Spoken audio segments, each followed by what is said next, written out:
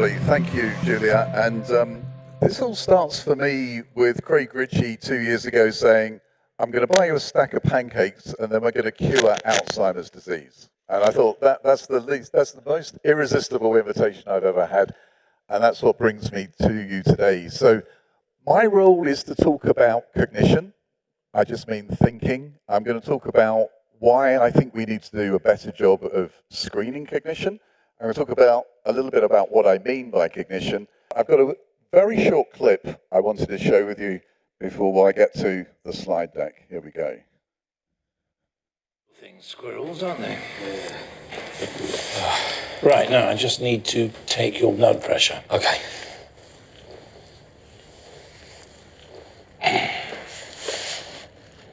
Ah, yes, 135/85. Or might be lower. 120/60. Yeah, something like that.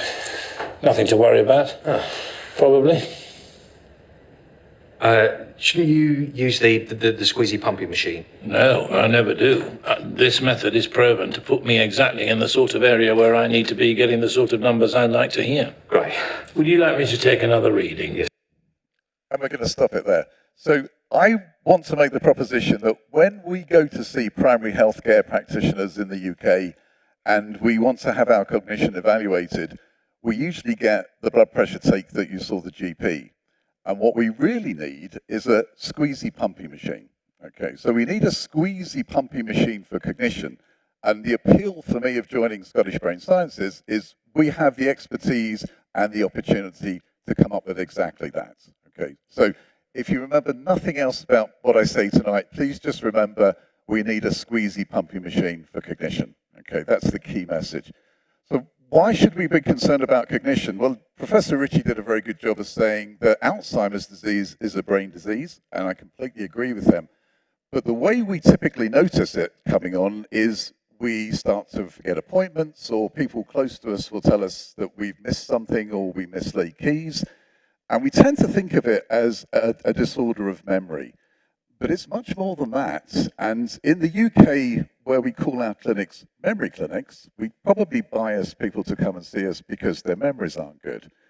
But in Amsterdam, where I work at the Alzheimer's Centre, we call it an Alzheimer's Centre. And we get people that come to us because they can't concentrate, because they have difficulty solving problems, and a variety of other reasons. And we often see people quite young. So lots of people that are very reliant on their cognition to do their jobs tend to notice very early on that something has changed. Okay, so second key message, Alzheimer's disease is a disorder of more than just memory.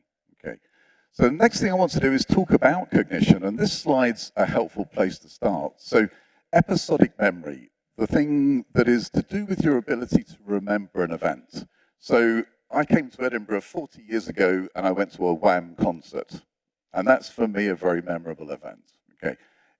This tonight, hopefully for you, is memorable. Tomorrow you'll be saying, do you remember listening to those guys last night? Wasn't that interesting?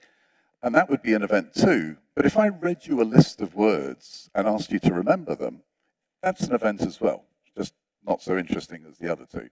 So an event, in remembering new information, is what we mean by episodic memory.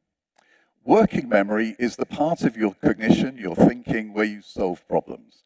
So if I said to you, take 7 away from 100 and keep going, I'm not going to do that. But if I did do that, you would have to bring to mind your idea of 100, your idea of subtraction, your idea of 7, and then progressively tell me 93, 86, 79, 72, etc.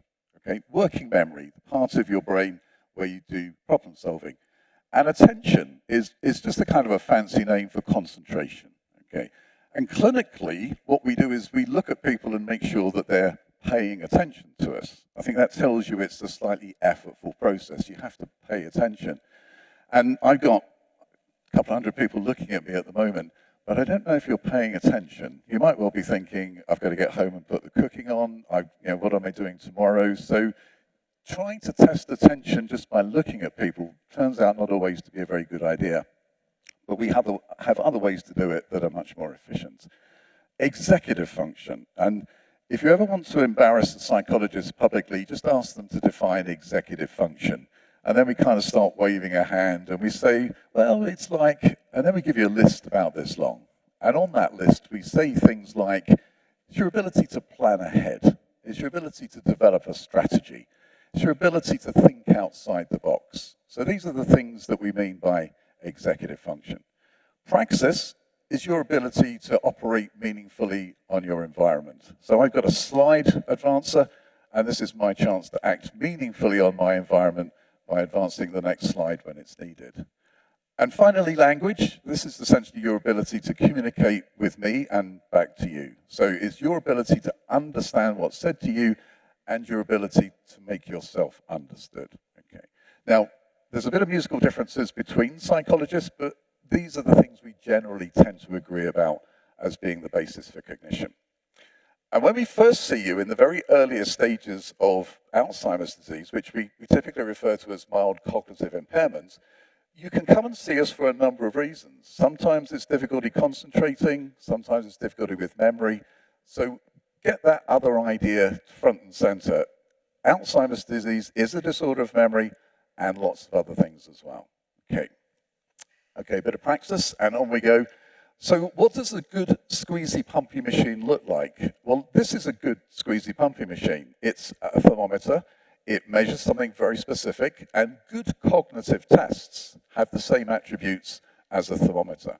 And what that looks like is that they should be reliable. So if I get a measure of your temperature and I think it's not likely to be true, I should be able to just take the thermometer out, clean it down, pop it back in, and measure it again. Reliability. Sensitivity. How many small gradations are there on my measurement instrument to be able to manage your cognition? So if I ask you 3 words, that might not test your memory. If I ask you 12, that might be a better way to do it. Okay, so sensitivity. Validity. Are we measuring the things that we think are important? So memory, attention, working memory, and executive function. These are really the key areas of cognition. And we should be fair to people across a variety of cultures. So if I ask people around the Royal London Hospital where I first started training, do they tend to use a knife and fork when they have a meal? Lots of people would tell me no, but many of the people I was interviewing were people from the Bangladeshi community who never used a knife and fork anyway. So all these things, really, really important that we get right.